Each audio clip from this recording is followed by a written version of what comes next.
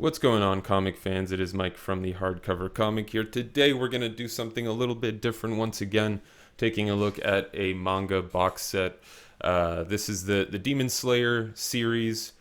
Fantastic title. We're going to look at some of the volumes. There's 23 in total here. It's actually, when I got it, was a really good price on Amazon.ca at the very least. So if you're in the market for something like this, you can check that out. It's not the first box set I've ever gotten. I at one point got some.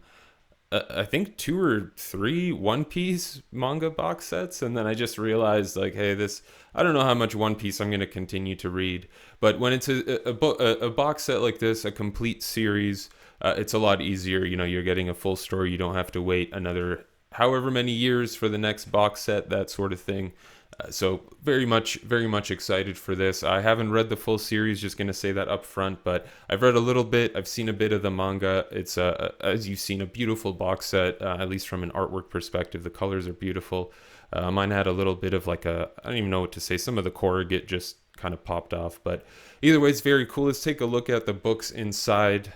If you've never seen a manga box set, it has two little pieces of Velcro that keep the top closed. Inside, you'll have 23 volumes. I know some people have been getting these box sets with less. They'll have duplicates of a single volume. So they'll have two copies of volume 20 or two copies of volume 7 or something like that. And then they'll be missing the actual volume that they needed in its place.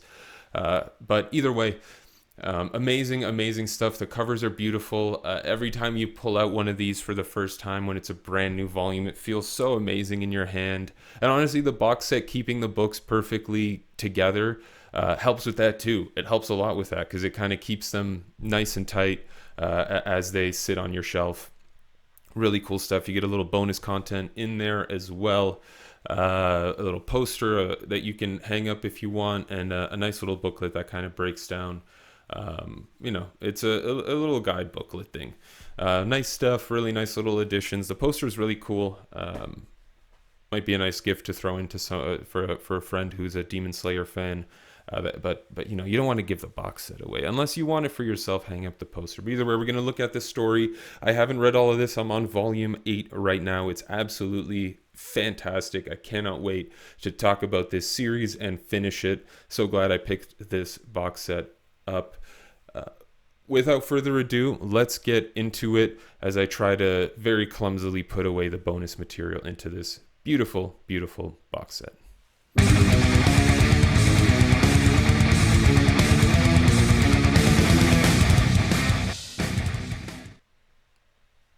I know you're thinking this is a Western comic book channel, although I have been, at least Mike has been expanding a little bit and getting into the manga. I have a lot of friends near and dear to me in my life who really love manga, so they've been recommending this series to me in particular. If you've never read a manga, this is sort of the size difference you're looking at with physical volumes, at least the regular volumes that you get. I forget what they're called, something with the T.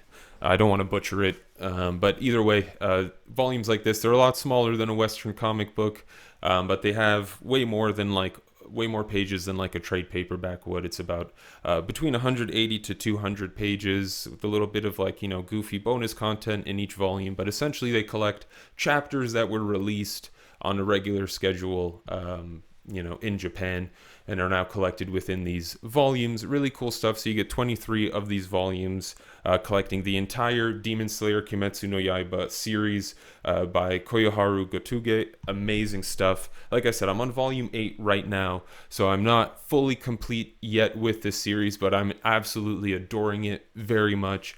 I haven't read too much shonen within my life. I could probably list all the manga that I've read within my life. That's how little of it I've read. But I've read things like Fist of the North Star, Soul Eater, Full Metal Alchemist, Bleach. I've read in its entirety.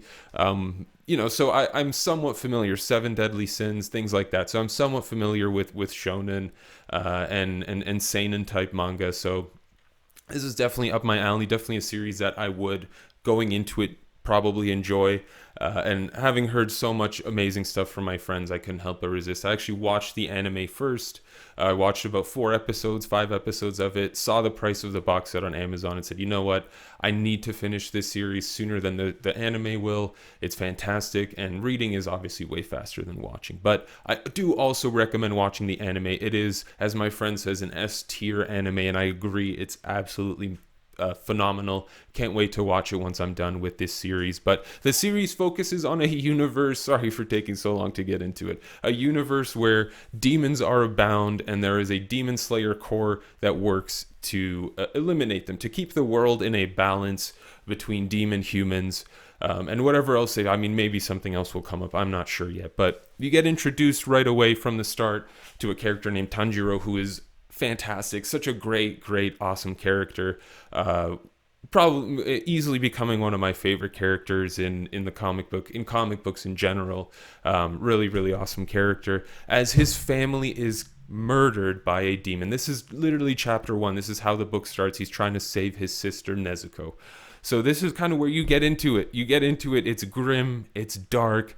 Oftentimes this series, even though I know there are more volumes coming, it oftentimes makes me concerned for the characters. You genuinely feel like someone may actually get injured. The situations just continue to get worse and worse, where you just grab your head and think, there's no way Tanjiro and Inosuke are going to get out of this one. There's no way they're going to get out of this situation. And then something happens, whether it's something we've seen before and familiar or not, I won't get into, but it's great. It's so awesome. It's actually a series where you get that fear for what may happen to a character, that characters may swap out, that the cast may swap out frequently. But either way, Nezuko actually becomes a demon. This is again very early on, so I'm not really spoiling anything. But anyway, Nezuko starts turning into a demon, and Tanjiro's goal is to make sure that she can continue to live, not be slayed by the Demon Slayer Corps. And his goal is to make sure she doesn't hurt humans, and that Nezuko is going to be the bridge between humans and demons working together, potentially even the Demon Slayer Corps working with the demon.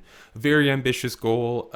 Obviously, the Demon Slayer Corps is a very rule-driven, order-driven organization. So the implications of this decision by Tanjiro, the fact that he also then joins the Demon Slayer Corps, leads to a lot of really intricate and fantastic stories and character interactions and character development and world building.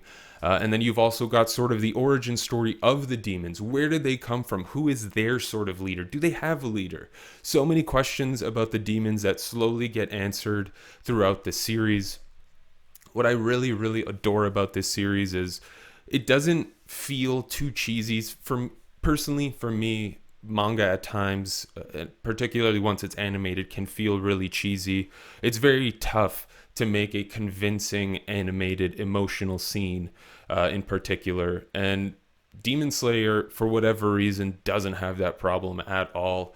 You find yourself sympathizing with the demons despite them having done horrific things.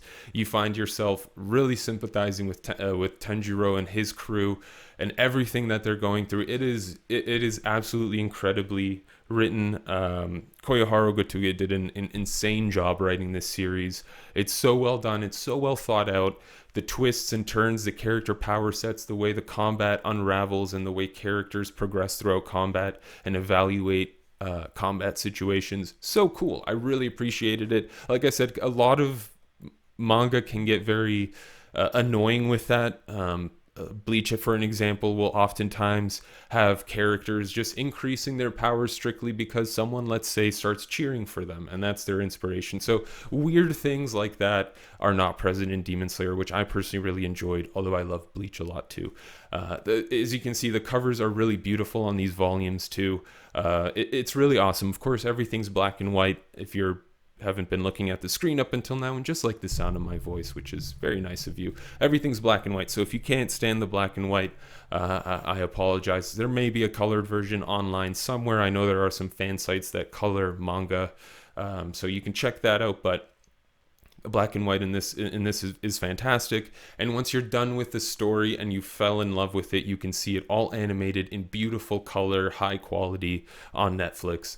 So I highly recommend checking that out. But I'm personally loving this series. Have you checked it out? Do you read manga in general? Let me know what you recommend down in the comment section below. Looking forward to reading more manga in the future. Thank you all very much for tuning in. This is Mike from the Hardcover Comic. Until next time, you stay classy, Internet.